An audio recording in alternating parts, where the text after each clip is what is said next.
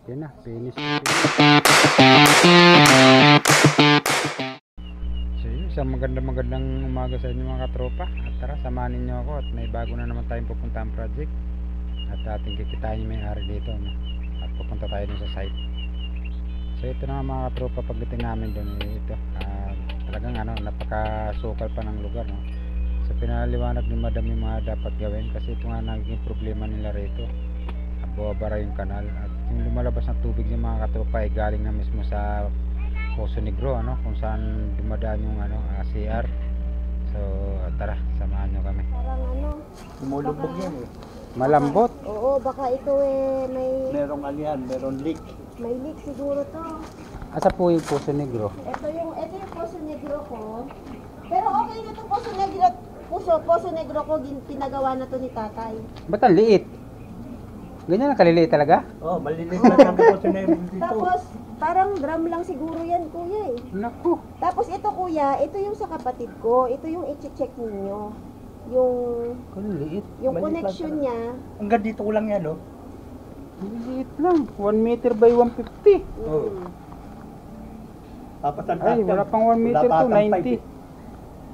Yan. Pero tayo Grabe. itong Poso Negro natin, okay na to. Ito lang kay Ide. Ito lang ang problema. Hindi ko alam kung kasi hindi pa namin nabuksan yan hanggang dito. Papacheck ko nga kay kuya yan. Hindi, ang una po natin gagawin, bubuksan po natin to. Pagka hindi naman siya puno, ang kasi baka puno na tapos marami ng dumi yung tubo, sunod natin gagawin yung tubo na. Bubungkalin natin yan Pero palabas. tay, ano bang pinagawa niyo dyan? Baka yun din ang magiging problema Kasi ang dito. pinagawa namin dito, barado. Parado yung Yun ang naging problema. Tubo, barado. galing sa loob. Galing sa loob. Ngayon, Dito, hindi umaano rito. hindi Bumabalik Madaloy. ang tubig pag ganun. bumabalik dun sa Oo. sa bowl. Oo. No. Ang laki. So yun na nga mga katropa, pagkatapos namin mag-usap-usap nila madam at si tatay at pinaliwanag na sa akin kung ano yung mga nangyayari dito sa kanilang Poso Negro. So kaya nagpasya na ako mga katropa na bukkalin na yung linya. So yun ang gagawin natin kasi yung nga po bara yung So yung mga katropa, andito kami ngayon sa aming bagong project, no? So may plano kaming ibububungan to yung area na to. Tapos pero bago natin bubungan, ayusin muna natin pang ilalim. May problema tayo dito dahil dito sa Poso Negro nila, itong super liit na ng Poso Negro na sobrang liit na halos 3 dangkal na lang yung laki, may problema pa. Tingnan nyo naman ginawa mga katropa. Ayan, tingnan mo yung loob, oh. Ayan, oh. May tubo pero walang asintada. Ayan, may flooring pero walang asintada yung ilalim. Shout out sa gumawa niyan. Ayan, ayan. Ayan, oh, butas. Tapos yung may asintada lang yung pinaka-partition na yun na kalahati lang nitong Poso Negrong maliit. Ayan, na sobrang liit. Tapos yan lang yung may asinta. Yung square na yan, kumbaga 90 by 90 na lang yung laki ng Poso Negro. Ngayon lang nakakita ang ganitong Poso Negro na sobrang liit, 90 lang.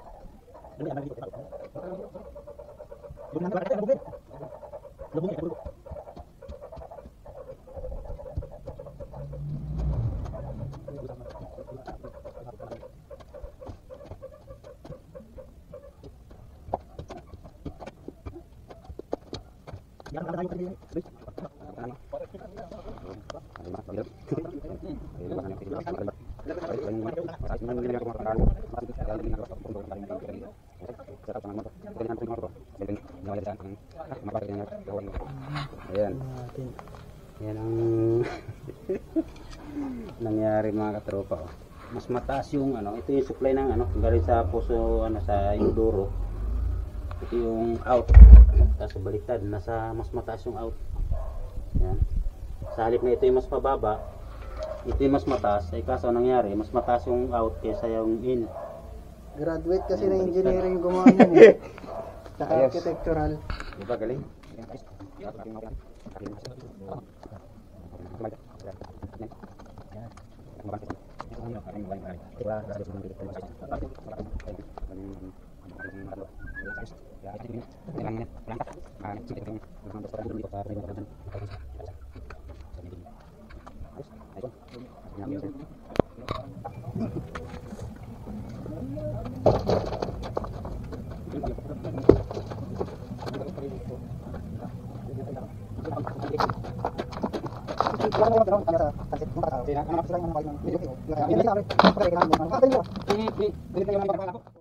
So yun na nga mga katropa, pagkatapos natin ibaon yung tubo at nailagay na natin sa ayos, eh, gagawa na tayo ng process para ano, sa bubong naman yung ating gagawin ngayon.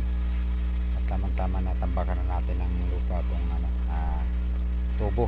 Kaya bali magta-trusses na tayo.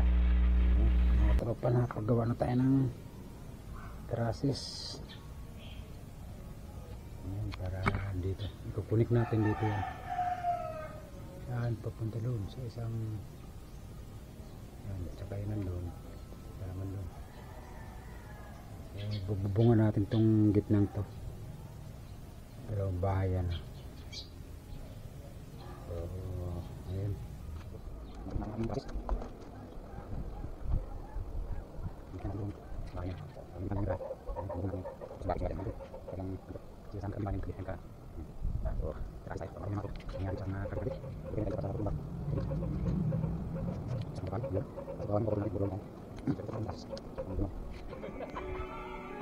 so yun mga katropa, paglagay na tayo ng ano,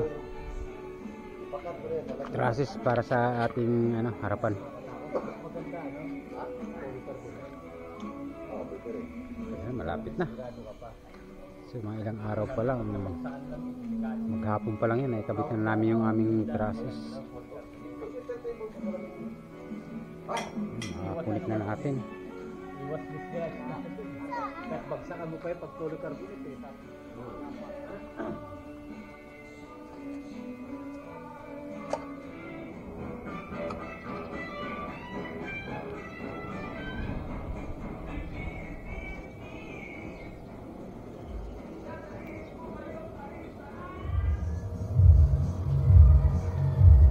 Ayan na, nakatrusses na agad.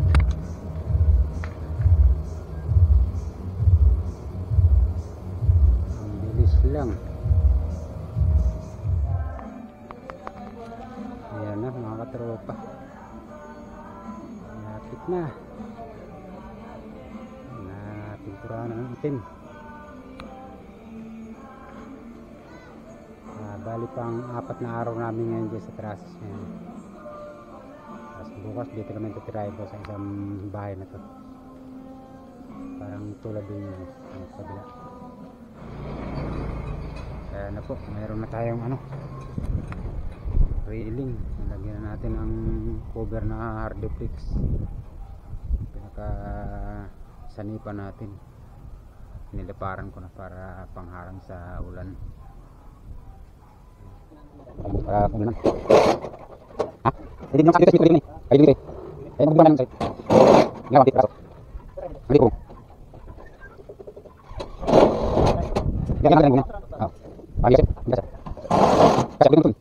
Kasi naman ni. Kasi tulog. Itu antum. Kita dalam. Ah, bunga. Apa nanti bang? Ini habis. Ayo kita tutup. Oh, kurang. Bang. Lagi.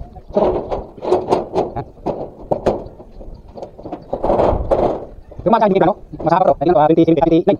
Ayo nanti kita. Itu nanti kita ngomong. Sayang, makan dulu. Oke, gimana tadi tuh? Ayo bilang itu untuk dulu. Enggak apa-apa. Poin beda. Terus. Nanti bilang sama siapa? Bagus, mari kita dulu. Ya. Oke, bisa. Tinggal yun.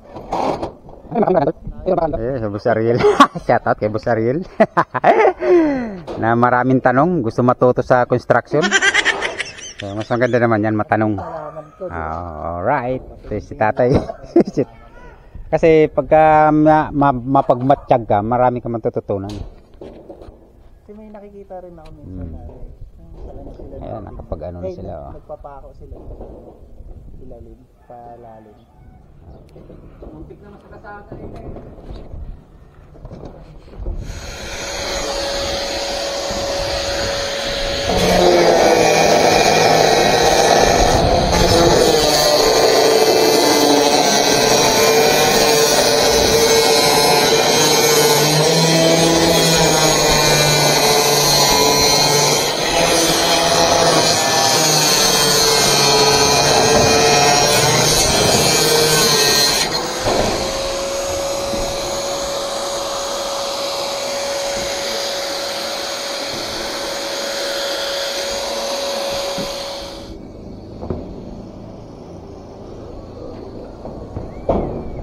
Kulang pa natin dyan.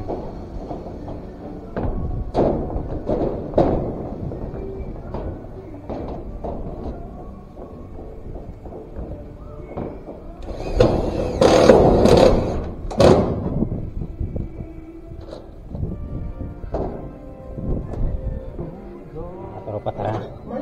Maglalagay na tayo ng flashing. Papakita ko lang sa inyo yung tamang paglalagay ng flashing para may idea yung ating mga katropa na paglalagay ng flashing ay hindi basta-basta, no? Halimbawa natin katulad yan, nakikita nyo na yan, yan yung paglalagay ng flashing yan ay nakatutok lang sa pader, no? Kaya wala rin silbi yung sealant o bulkacel pagka nilagyan yan at saka rivet. Hindi tulad ng ganitong pamamaraan ng paglagay ng flashing, mga katropa. Talagang kahit kunting sealant lang ilagay mo. Ayan, nakabaon yung ginagray natin yung flashing sa wool ng 1 inch o 1/2 inch, basta mai-grind mo dyan para yung flashing nakapasok, no? So naka-slide. Yan yung tamang pamamaraan ng paglagay ng flashing. Ayan, talagang walang katagas-tagasan dahil yung hindi makakapasok ko sa ilalim pero na maka-slide. Saka hindi siya kagalaw dahil nakabaon sa flooring, sa wool, sorry. Nakabaon siya sa wall kaya walang katinag-tinag yung kanyang santuan. Tapos may sealant. Tulad yung ganun nakatutok, nakaribit nga sa, kaso wala rin, naangat yung ribit sa wall, ikaw na may pintura. So ito, dito naman tayo sa kabila. So ang ating gagawin ngayon, mga tropa, imamarka muna natin dito sa wall. Ayan. Gagawin muna natin, tsaka natin gagrinding ng pa-slide. Para natin yan. Para mawala sila.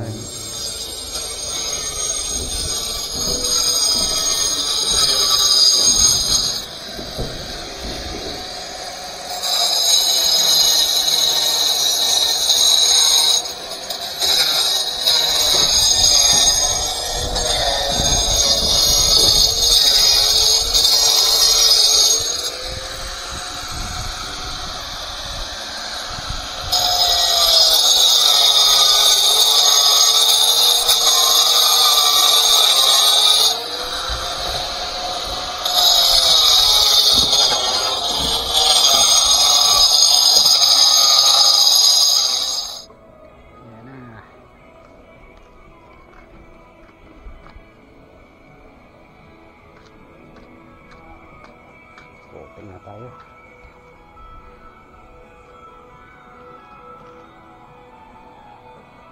Dalawang poste para sa service gate. Ganun dito sa kabila. May dalawang poste din para sa service gate. Open na tayo po, open.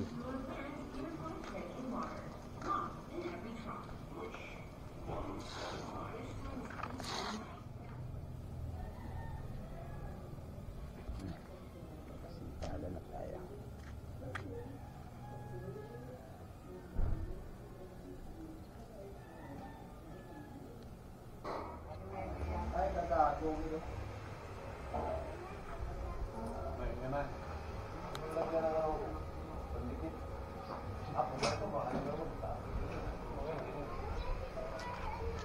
Masipag-sipag kaya ba bunutin mo ulit? Masipag-sipag isa ka ng bunutin. Sarili na!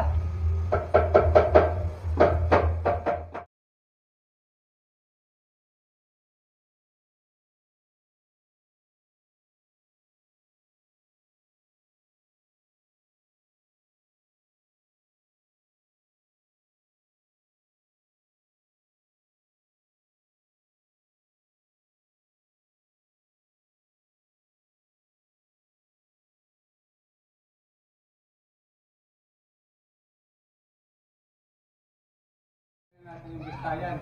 Magmumotor muna tayo. Screen na, pabili natin. Gawa na lang tayo.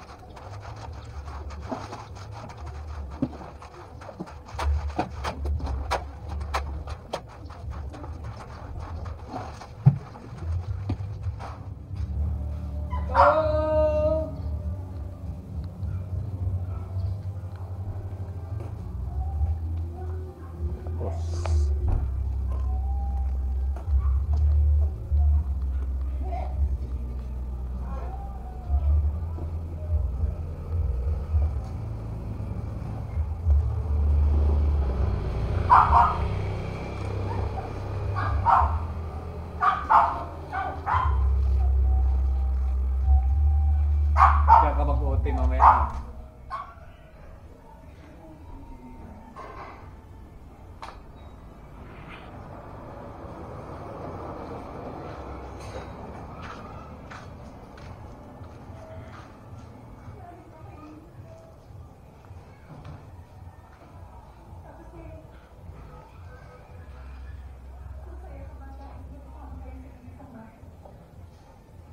Ayan mga katropa, sabitan na natin ang ilaw kasi yan na lang kulang natin, ang ilaw ng poste para mukhang tapos na, tapos na talaga. Yan, so ilaw na lang ang kulang.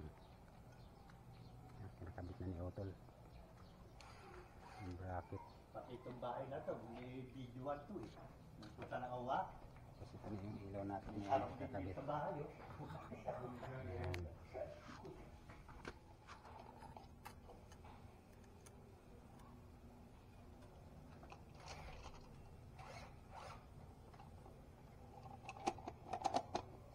Kaya nga, diba? Sabado kayo dito, diba? Pagdating Di ba kasi yung barina? Kasi yan.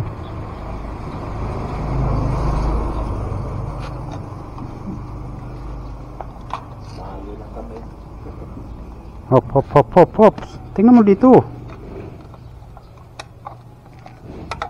Yan. Sikip. O, kaya. Mansyon. Lalo na tatawagin yung mansyon. Titingnan mo yung ano tayo Mansyon ni tatay. Yan. Sabi nga kanina nung isa dun eh. Ang laki ng mansyon mo, tatay.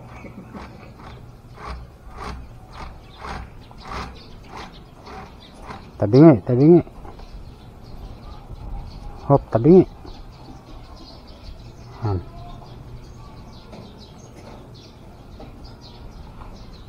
Pangit ng lock na ito. Masikip yung ano, Yan. oh, tumutukod.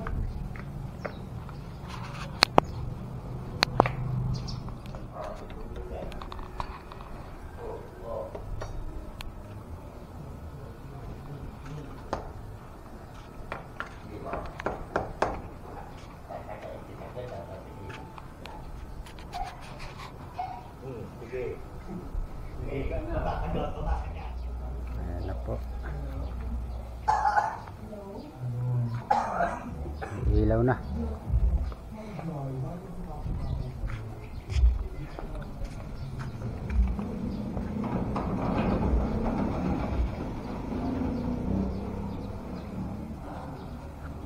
Ang ginagawa yun din, pag labas kayo dyan, makulong kayo dyan. Tingnan.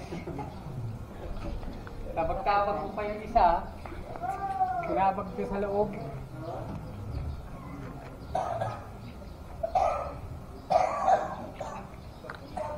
Uy, labas. Labas kayo. Patlakan kayo dyan, yari kayo. Okay na, finish to finish.